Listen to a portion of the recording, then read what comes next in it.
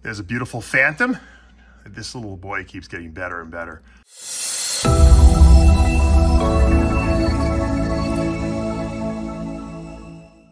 What's up, snake fans? Dave Palumbo here for Muscle Serpents Daily, and we're going into the snake room today, and we're going to be taking a look at a couple of cool things, and Tim and I are still working on rearranging the snake room.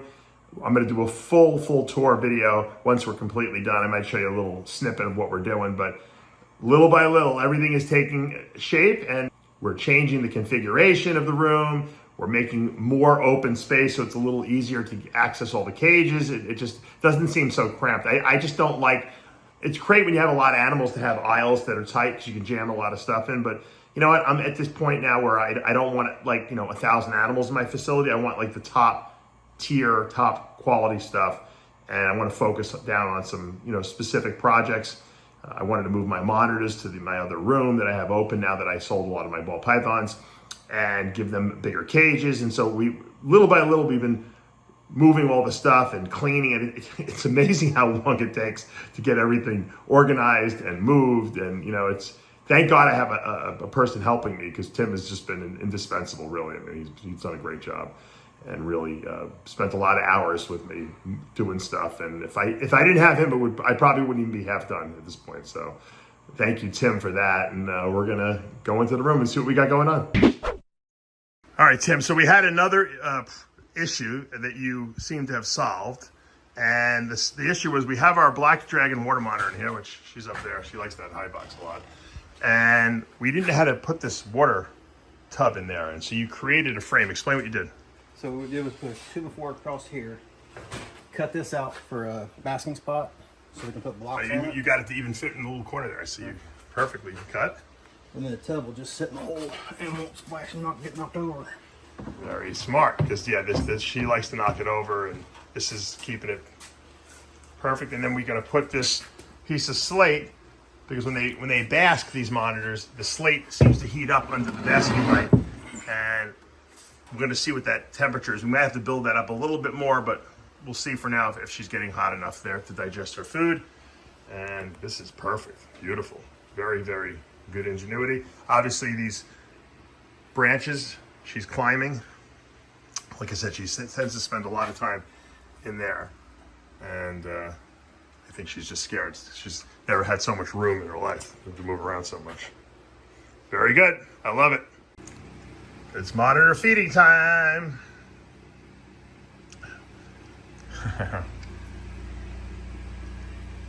They love to rip the things apart. I can't believe how big my double hets. These are my double het Black Dragon T positives. I cannot believe how big this guy has gotten already.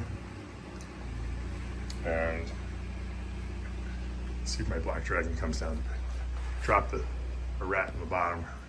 She seems to like to stay up on the top. I showed you guys we had this nice little basking platform we made for her. Hopefully she'll come use it. She seems to like staying up in that little high box up there.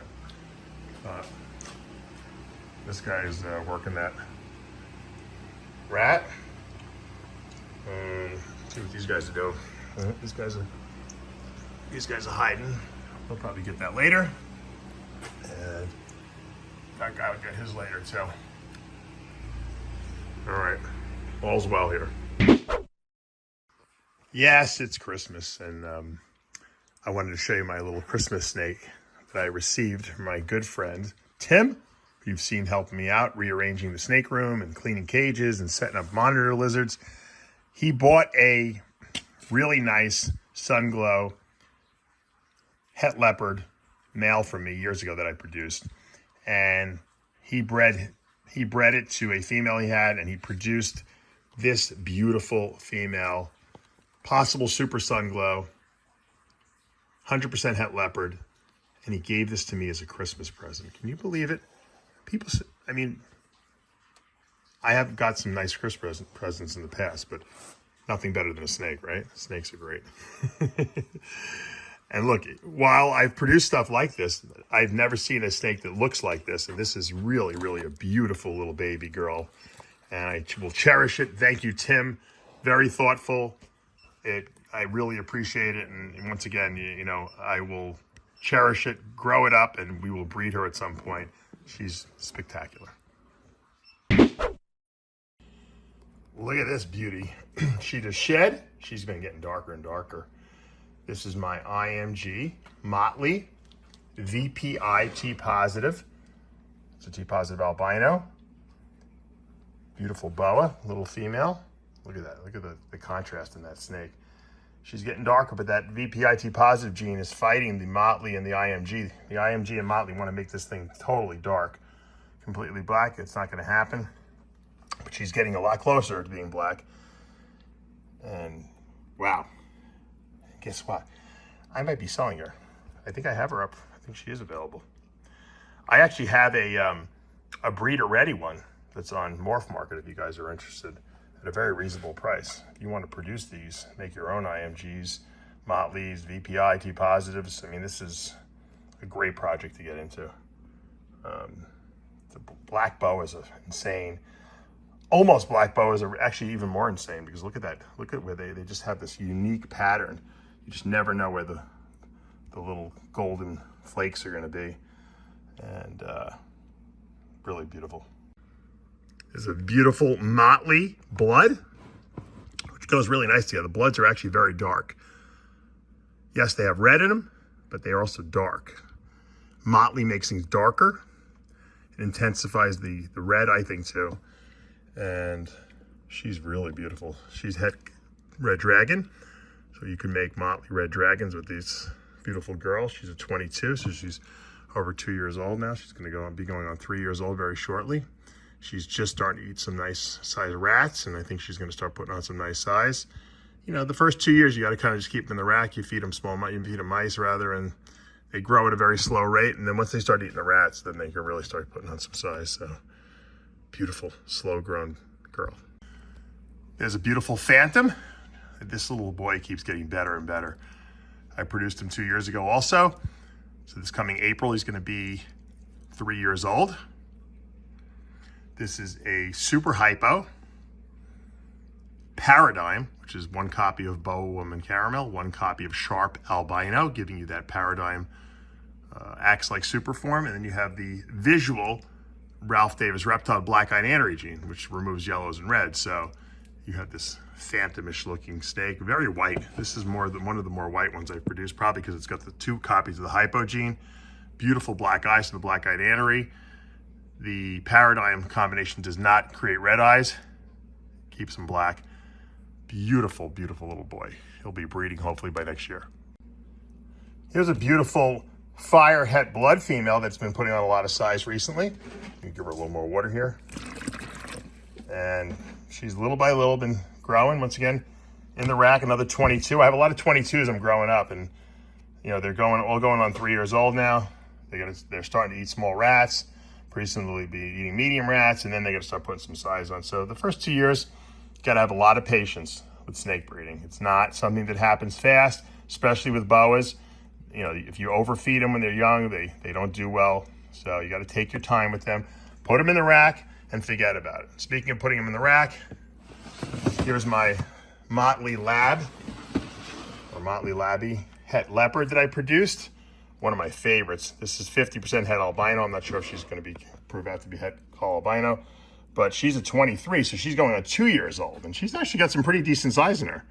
She is. This Labby combination with the Motley gene and the het leopard. Het leopard looks great with Labby. I sold most of that litter, actually, believe it or not, because I'm trying to like make some space and downsize, and I will probably do a little tour of my room. You can see I have no middle aisle. I've gotten rid of the whole middle aisle except for that one set of cages. Everything is on my wall. So my boa room is way more open. I have a lot more space. I like it a lot better. I've downsized. I've gotten rid of some racks and some snakes. So we're sticking with the high-end stuff. That is high-end as it comes. I love, love, love this female.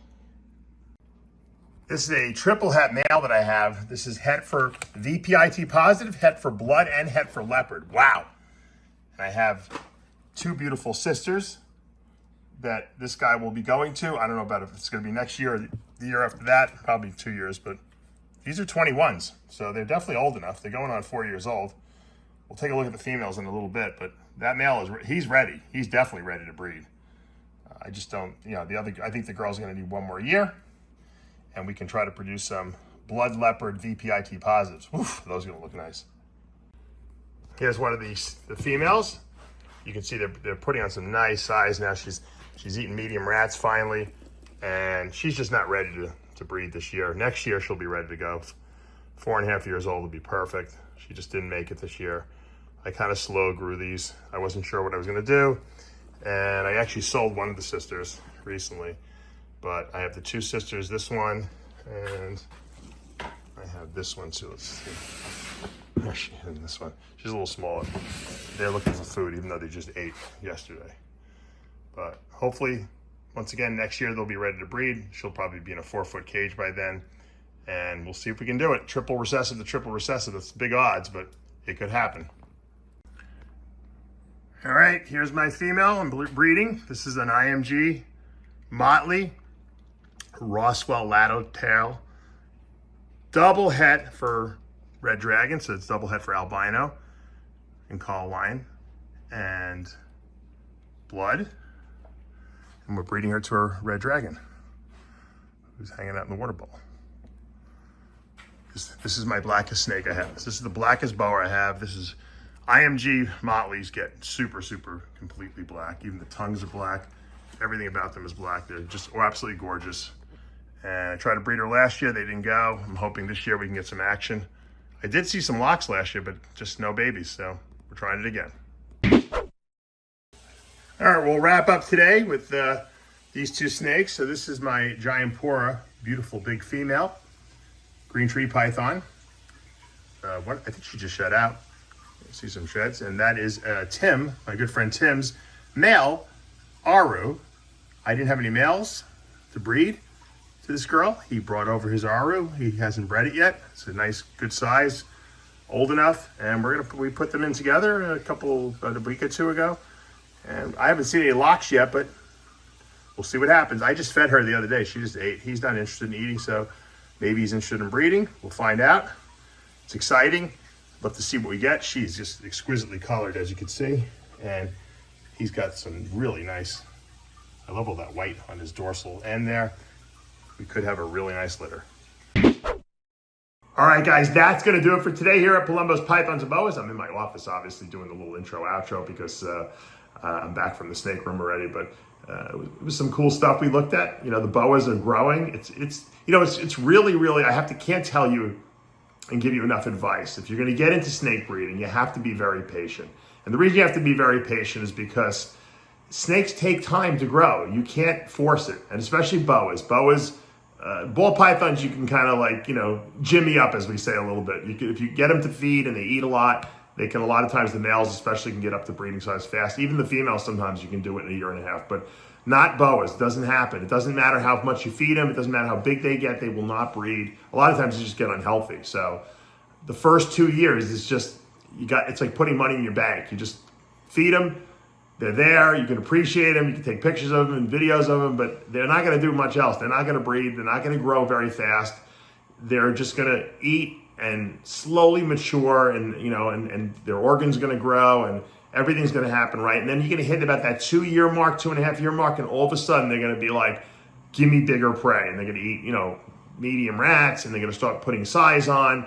And by 3.5 to 4 years old, you're going to start seeing potentially for a female to breed, and even males. You can get a male up to size in a year and a half, and I just don't see them breeding. I don't have male boas that breed at anything less than 2.5 years old. It's like they don't know what to do. They're big enough, but they're in the cage and they don't do anything. I mean, I'm sure there's the rare occasion that some of them do breed younger, but in my experience, you're better off waiting for at least 2.5 years old. When they're about 2.5, they kind of just instinctually know what to do. They're mature enough, and they get the job done. If you put an immature boa in with a mature female, a lot of times you just get slugs. You get nothing. So it's not even worth it. So 2 years, put them in the drawer, feed them. It's like I said, money in the bank. And then when you hit that 2.5-year mark, then you can start doing stuff with the males, and then the females will start eating bigger prey, and you can get them up to size, hopefully in another year or two, and then breed them. So that's my advice. I hope you're enjoying these videos. If you are, give us a like and hit that subscribe button, as we always say. Turn on those notifications, and we'll see you back next time.